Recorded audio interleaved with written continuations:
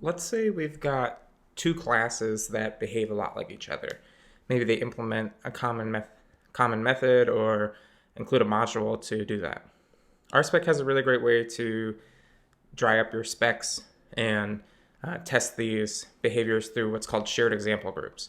So let's get started. We'll start from scratch, and we'll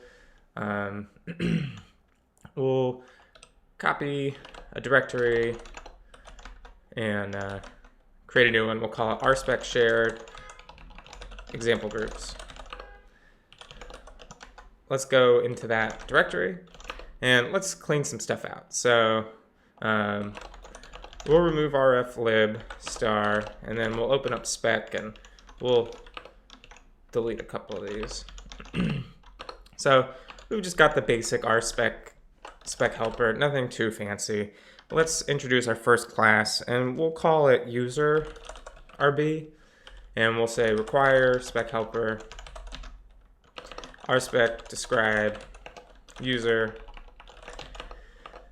We'll say it has an ID because that's all we need for our tests, and then for the start, and we'll say expect user.new pass an ID of 1. This is a silly test. We'll expect the ID to equal 1. So let's get that running. We'll say bundle exec RSpec spec require order. Oh, I think that's has to do with this, some older code. Also, this needs to be user spec. Sorry. Let's run that again. Okay, uninitialized constant user. Let's introduce our user in lib user. Run it again. Class user. Run the test again. Require user. Run the test again. Wrong number of arguments.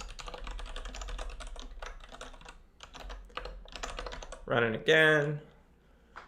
Given 1, expected 0. That's because that method's called initialize, not initializer.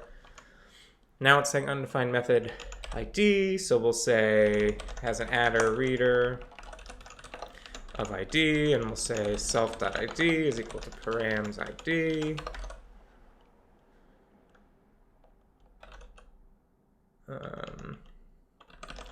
Say this syntax. Okay, that works. Let's make this fetch because we want to require it. So if it, for some reason, doesn't have the ID, it'll have a problem. Like if we had a typo, it says key not found ID. So that's kind of nice. You know, this is just an example. So, okay, we've got an ID. And what I want to implement as our main example for this is a method called toURL. So we'll say describe toURL. I think it helps to see setting all this up to get to the shared example groups because it becomes clear how it cleans up the specs, and I think seeing the specs be driven out makes that a little bit better. So thanks for bearing with me as we get to this. So we're going to say toURL. We'll say it returns the class name and the ID as the path. Now, you know, this is just a theoretical example. In Rails or whatever, you would have a different approach to this probably. But we'll say expect user.new ID 1 toURL. We'll say to equal https example.com/user/1. Right? Pretty simple. Okay, undefined method toURL. Let's implement that. And then we'll say https example.com/user/1. We'll say, we won't be a smart aleck about it. We'll just do that. I don't know if that's going to pass. We may have to put an @ sign in front of it. No, it passes because we have the adder reader. So there we go. We've got that. That's working. And that's great. Okay, now let's say we have another example, and maybe this is a blog. So maybe this is, we'll use a recipe example. So we'll have a recipe class. So let's add spec recipe, spec RB. Let's copy and paste, save some time. We'll have recipe and we'll have recipe. It has an ID. We'll have recipe here. Let's use a different number. Let's use 9. Let's use 8. I accidentally hit 8 on my keyboard. Let's pen that for a sec. Okay, no class recipe. We gotta implement it. Class recipe. Let's just copy this over, right? Let's delete this. Run it again. I appended this spec, so it's running it. It has an ID that passes. Okay, we want toURL to work. It returns the class name and the ID as a path. So we'll do recipe.new. We'll say ID equals 8. We'll say toURL is this. Okay, run it. It fails. We don't have toURL. So now we're starting to see the duplication, right? The initialize and setting the ID and that stuff, yeah, sure, we could try that up, and maybe there's a base class or a module or something, but let's focus on toURL for this example. So run it again, it fails because I copied over user, but we want it to be recipe. And now we're starting to see where we could improve some of the code. So this is where RSpec shared examples come into play. What we want to say is RSpec has this as part of shared example groups is you have it behaves like, which takes a string, which that string is the identifier for the shared example, for the shared behavior. So we'll say it behaves like an object with toURL. And we can just save that, we'll run it, and says cannot find shared examples an object with toURL. So let's go ahead and define that. We'll say, we'll add a spec. In the spec directory, we'll make a directory called shared examples. And then we'll create, we'll just say toURL in here. And then what you can say is rspec.sharedExample. So before we do rspec.describe, here we do rspec shared example, and we'll say an object with toURL. And maybe it's not even with toURL. Maybe it's an object with a URL. Maybe it'd be an. I'm not sure. With an URL? I think it's a URL. With an object with a URL. Okay, run that again. No examples. We need to require that. So we would require spec shared examples toURL. Get rid of that. Okay, that doesn't pass. That might be because maybe we need to require relative.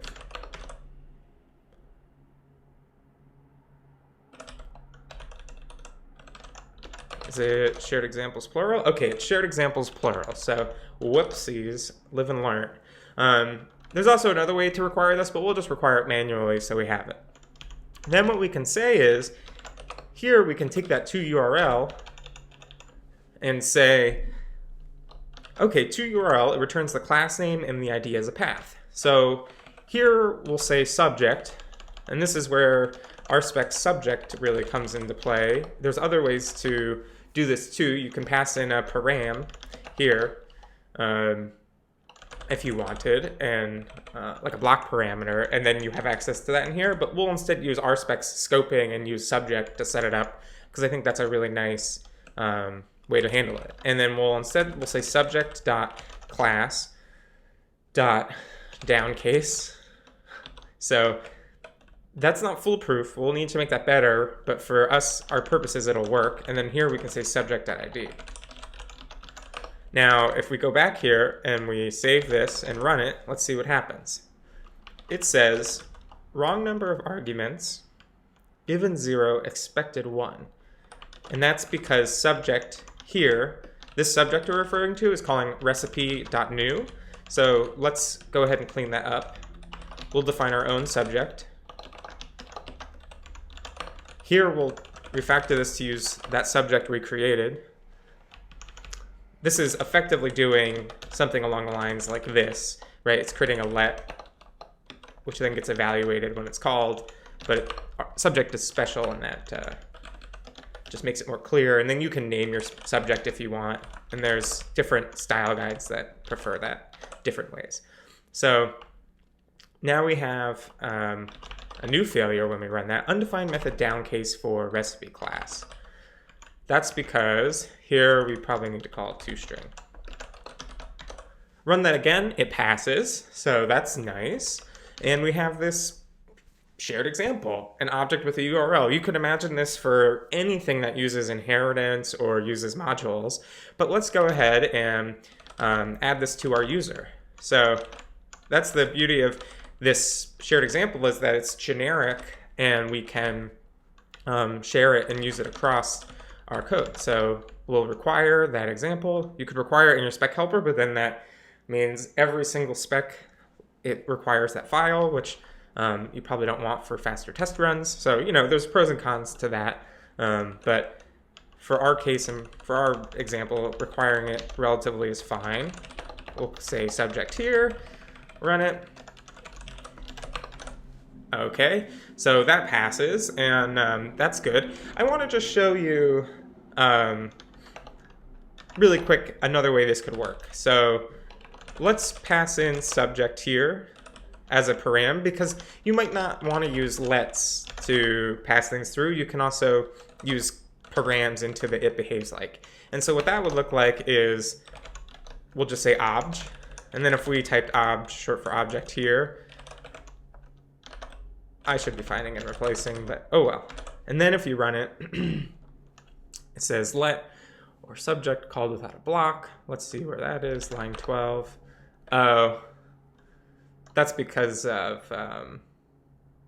we can just say recipe.new ID 8. Like if you wanted to pass it through and not use the scoping, well, how would you describe subject and lets and how that works?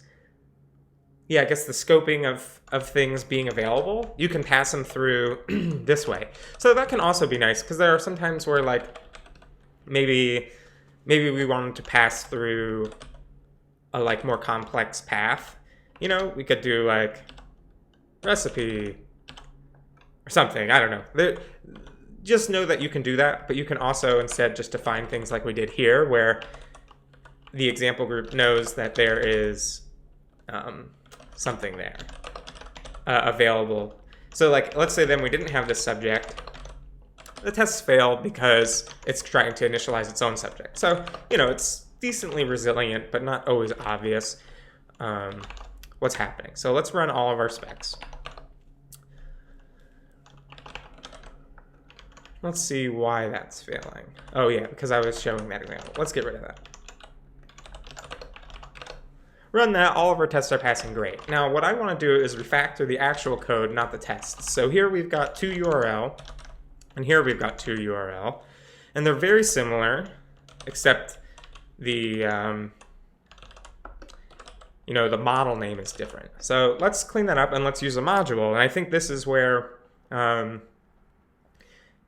these shared example groups come to play and are really nice. So let's say spec. We'll say lib, and we'll call it URLable, which is silly, but who cares? Because it looks like URLable, but let's call it URLable, and let's include URLable in here. Whoops. Extract this out. And then let's run it and see what happens. So uninitialized constant URLable. Let's require URLable. Okay, now our tests pass. Great. So now we've got this in a module. Let's do the same in user. Get this out of here. We'll require URLable. And that able type thing comes, Rails does that usually with its concerns. Okay, let's run user spec. Okay, we have our first failure, right? It's hard-coded to recipe, but we want to change it. So we can say self.class.toS down case like we did in our spec. And, you know, there's a bit of a duplicative nature to those shared example groups, which, you know, yeah, maybe that's not the best, but maybe we have ways to clean that up. Like, you know, we could have something that's like URL prefix, it's like URL path prefix, and then classes could override it, and then maybe that looks like this, right? And then maybe here, instead of saying subject.class.2s, maybe that's URL path prefix. Run all those tests again. They pass. So, you know, however we want to handle that. And then you could imagine this being improved. Like, if recipe needed to be different, then you could say, you know, URL path prefixes. Recipes instead of single recipe, you know, whatever. Or maybe it's like self.user.id/recipes. Whatever, you know, it's really, this is a theoretical example, so it's really tough to say. But now we have this lib, this module on lib, URLable. We can also unit test that if we want to, but I'll leave that for you to figure out and handle, because there are ways to test modules, and I think that's a valuable skill to have and lesson to have, where you define a class and include it and then can test those methods. So but I'll leave that to you to determine. And, you know, also that module is tested pretty well with the shared example group. Now, again, as with a lot of these screencasts, it seems maybe simplistic. We've got one method here and we're testing it, but this is the foundations of creating specs that can be more composable. So then if we introduce another model, or not another model, but another class, like if we have lib, let's say ingredient.rb, we say ingredient, gotta bring this over, whoops,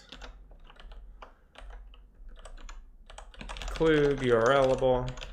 Now we automatically have that support for ingredient. And to test it, all we need to do is say spec ingredient, spec RB. You know, the ID stuff is a little duplicative, like I said, but that's okay. So we'll get rid of user, we'll say ingredient. Great, that's now a bit drier. We gotta bring over the initializer, yada, yada, yada, you know. But we don't have to implement toURL again. And that is really powerful, because especially with these really common shared behaviors, you'll notice that the more you use these, you can have, you know, many examples and many describes for many different methods and many expectations. And when you have logic that's baked into those modules, and you want to make sure that the classes that include that module behave like you want them to, shared example groups are great. So hope that showed how to use shared example groups in RSpec. They are a really wonderful feature. I think they're a good intermediate to advanced RSpec feature that will help you out quite a bit. If you're curious about where to go from here, I'd say read the RSpec docs on it. I'd say see if you have any code that that you want to test that way. I guess an argument could be made that, well, if you unit test URLable, and then in these you just say, like, you know, it inherits from URLable, you have your bases covered, you know? But, so there are multiple ways to go about this, and I think whatever you feel most comfortable with and confident with will work for you. This shared example groups you know, this examples, they show it a bit, but as it gets more complex, like if there was like a method that you had a parameter that you had to pass in, and you know, as things get more complex, these become really powerful and use them on a regular basis at work. So anyway, that's shared example groups. Thanks a lot. See you next time.